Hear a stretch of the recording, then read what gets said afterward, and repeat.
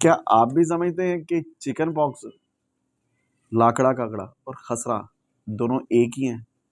इनमें कोई अलामत जो है वो सब दोनों एक ही होती हैं, अलामत में डिफरेंस नहीं है। तो जानिए इस वीडियो में कि दोनों अलग-अलग चीज़ें हैं और इनका ये अलग-अलग वायरस हैं, उनकी वैक्सीनेशन और इनकी हिफाजती तदाबीर और उनकी अलामत डिफरेंट होती हैं। मेरी आज की वीडियो को स्किप मत कीजिएगा, लास्ट तक लाज़मी देखिएगा। ये आपके लिए मालूमाती वीडियो है। अस्सलाम वालेकुम। मैं आपका अपना होम्योपैथिक डॉक्टर हाफिज़ अकील साबर आज आपके सामने एक नई वीडियो के साथ हाजिर हूँ। मेरी आज की वीडियो का जो उन्वान है वो है चिकन पॉक्स, लाकड़ा काकड़ा। मैंने जो लास्ट वीडियो बनाई थी उसमें मैंने खसरे के मतलब बात की थी कि खसरा क्या है, उसकी अलामत क्या है, उसमें जो सिम्टम्स जो देखने को मिलती हैं, जो एक मरीज़ में हमें देखने को मिलता है, उसकी अलामत क्या होती है, उसमें बुखार किस नौइयत का होता है, उसमें दाने कैसे बनते हैं। मैं थोड़ा सा उसको रिपीट कर दूंगा।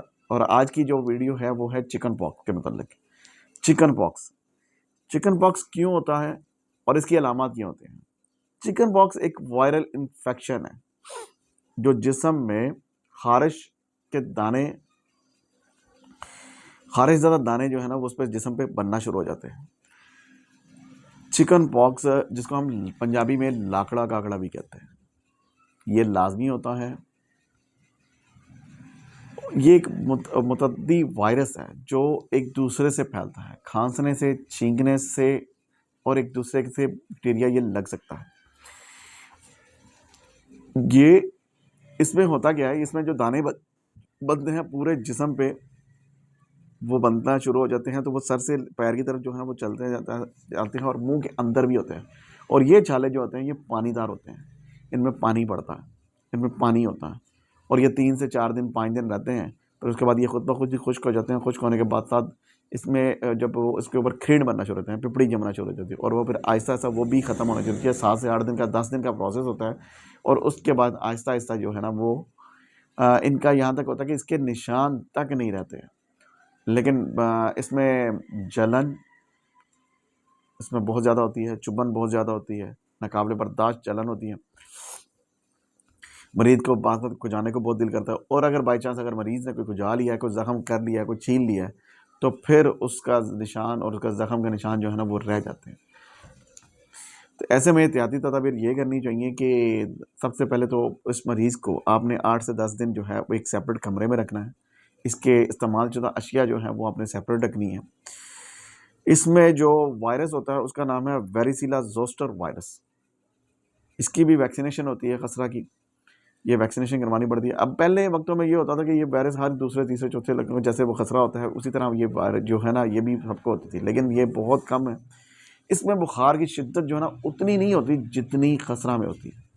इसमें टेम्परेचर जो है वो भी बढ़ सकता है, टेम्परेचर भी बढ़ जाता है। उसमें तो नज़ला, ज़ुकाम, बुखार, फिर खांसी, फिर अब नाभि झीलों की सोजिश, इसमें सिर्फ फ़ीवर होता है और फ़ीवर जो है वो इस हद तक बढ़ भी सकता है कि 106 तक भी जा सकता है, 104, 5, 106 तक। इसका हल ये है कि आपने बुखार उतारने के लिए सबसे पहले तो पट्टियाँ करनी है। अगर पट्टियाँ नहीं कर रहे, अगर बुखार की शिद्दत फ़ील नहीं हो रही, तो आपने उसको एक टब में बिठा के तो उसमें आपने आहिस्ता-आहिस्ता उसके कंधों पे, शोल्डर्स पे पानी डालते रहना है। उसके जिस्म को कवर करते जाना है पानी के साथ ना, आहिस्ता-आहिस्ता जाके उसका बुखार जो है ना नॉर्मल टेम्परेचर जो है ना वो 98.6 डिग्री तक जो इंसान का फ़ारेनहाइट में टेम्परेचर है वहाँ पे वापस आ जाए, ताकि मरीज़ को बुखार की शिद्दत जो है वो ना रहे। इसमें भी उसी तरह छींकने, खाँसने और उसमें जो वायरस है एक दूसरे को छूने से भी लग सकता है। इसमें भी हिफाज़ती तदाबीर वही हैं कि इसको अलग कमरे में आपने सेपरेट बंद करना है, इसकी चीज़ें इस्तेमाल नहीं करनी और दूसरा इस बंदे को आपने टेम्परेचर जो है वो ख़ास एक उसका मेंटेन रखना है ताकि इसको गर्मी बहुत ज़्यादा शिद्दत ना लगे। और गर्मियों के दिनों में है तो ये ज़्यादातर गर्मियों में ही होता है, सर्दियों में बहुत कम सुनने को मिलता है कि चिकन पॉक्स की शिकायत जो है वो देखने को मिली है। तो ऐसे सिचुएशन में एक हवादार कमरा जो है वो लाज़मी होना चाहिए ताकि मरीज़ को ज़्यादा चुभन और ढीले ढाले कपड़े जो हैं वो लाज़मी पहनने चाहिए।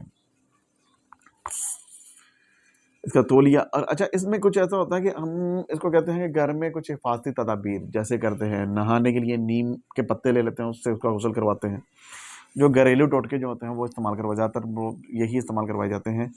मेडिसिन्स भी इसमें होती हैं लेकिन मेडिसिन देने से ज़रा काफ़ी हद तक परहेज़ की जाती है। हाँ, नाकाबिले बर्दाश्त दर्द है दर्द बर्दाश्त नहीं हो रही, दाने निकलने में टाइम लग रहा है, तो फिर उसमें मेडिकेशन जो है ना वो की जा सकती है। या इसके साथ साथ स्वेलिंग हो गई या बुखार जो है वो कंट्रोल नहीं हो रहा, मरीज़ का सांस ख़राब हो रहा है, तो फिर उसमें मेडिसिन जो है ना वो लाजमी उसको दी जाती है। इसमें बेकिंग सोडा जो है उसका भी गौसल करवाया जाता है, उससे भी नहाया जाता है। एलोवेरा शहद लिया जाता है, एलोवेरा में शहद डाल के वो भी सारे जिस्म पर लगाया जाता है ताकि जलन जो है वो भी कम हो सके। फिर इसके अलावा मुख्तलिफ एंटीबायोटिक लोशन आते हैं, वो लगाए जाते हैं। जैसे वो बहुत सारे बाज़ार में स्कैबीज़ के नाम से, खारिश के नाम से लोशन आते हैं। ऐसे लोशन लगाने से ज़रा परहेज़ करनी चाहिए, क्योंकि खसरा है, ये चिकन पॉक्स है। चिकन पॉक्स की जो अलामत हैं, इन दानों को छेड़ना नहीं चाहिए, इन दानों को छीलना और इनको कह लें कि इनके ऊपर किसी किस्म का लोशन वगैरह जो है लगाने से परहेज़ करनी चाहिए, ताकि ये जिस्म ये बढ़ने से रुके ना, क्योंकि ये एक दफ़ा जब निकल जाते हैं फिर दोबारा ज़िंदगी में नहीं होते। अब कुव्वत ये उनको ही होते हैं ज़्यादातर जिनकी कुव्वत मुदाफ़त कम होती है।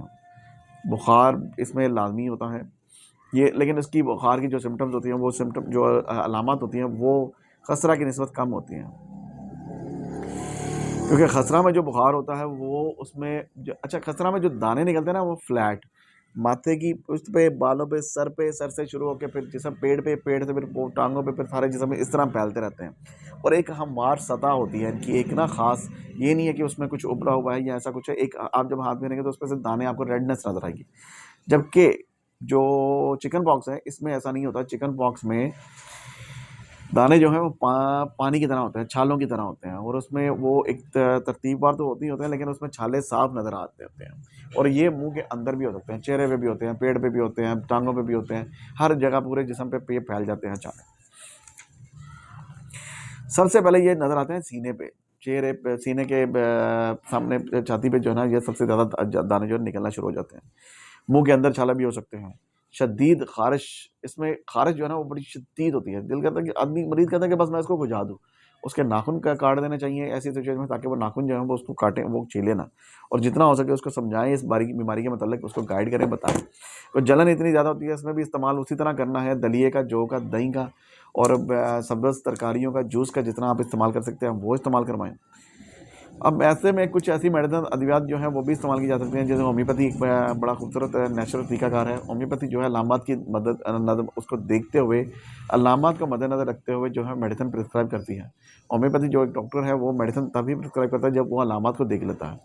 अब जलन बहुत ज़्यादा है तो उसमें एपस मेलिफिका इस्तेमाल हो सकती है। पानी के चाले बन रहे हैं तो उसमें रस्टॉक्स इस्तेमाल हो सकती है। मर्ग साल है, सल्फ़र है, खारिश की शिद्दत है, गर्मी में दाने बर्दाश्त नहीं होते तो उसमें सल्फ़र इस्तेमाल की जाती है। इसी तरह कुछ मज़ीद जो है मेडिसिन हैं वो इस्तेमाल कर इसमें करवा सकते हैं। अगर बहुत ज़्यादा सुर्खी पाई जा रही है तो बेलाडोना भी दी जाती है। अगर बुखार की शिद्दत बहुत ज़्यादा है, सबसे पहले तो सर्दी की इस कैफियत जो है वो होती है, इसमें एक्रोनेट की मेडिसिन जो है वो इस्तेमाल करवाई जा सकती है। मेडिसिन बताने का मकसद ये नहीं है कि आप खुद से मेडिकेशन करना शुरू कर दें, क्योंकि चिकन पॉक्स एक ऐसा वायरस है जिसमें मेडिसिन देने से थोड़ी सी परहेज़ की जाती है। इसमें वैक्सीनेशन करवाई जाती है। अगर ज़रूरत पड़े तो फिर होम्योपैथ की मेडिसिन जो है वो इस्तेमाल करवाई जा सकती है, ये कि नहीं उसमें मेडिसिन आप इस्तेमाल नहीं करवा सकते। बहरहाल वीडियो के लास्ट में मैं यही कहूँगा, मेडिसिन बताने का मकसद ये नहीं होता कि आप खुद से कोई मेडिसिन जो है ना वो सेल्फ मेडिकेशन करना शुरू कर दें। सेल्फ मेडिकेशन से परहेज़ करें, क्योंकि कुछ मेडिसिन ऐसी हैं कि अगर वो अलामत नहीं हैं आप में, तो वो अलामत पैदा करने का भी उसमें फुकदान रखती हैं। उसमें अलामत जो हैं वो भी आ सकती हैं वक्ती तौर पे। तो अब मेरी इस वीडियो को अपने दोस्तों और अजीज़ों के साथ लाज़मी शेयर कीजिए, ताकि उनको भी इसके मतलब मालूमात हो सके, आगाही हो सके, और वो इन दोनों बीमारियों में या इन दोनों कंडीशंस में फ़र्क कर सके और मरीज़ की बेहतर निगहदाश्त कर सके। मेरी इस तरह की मज़ीद वीडियो को देखने के लिए चैनल को सब्सक्राइब और फॉलो लाज़मी कीजिए, और बेल आइकॉन के बटन को लाज़मी प्रेस कर लीजिए। मिलते हैं इंशाल्लाह एक नई वीडियो के साथ। अपना बहुत सारा ख्याल रखिएगा। अल्लाह हाफ़िज़।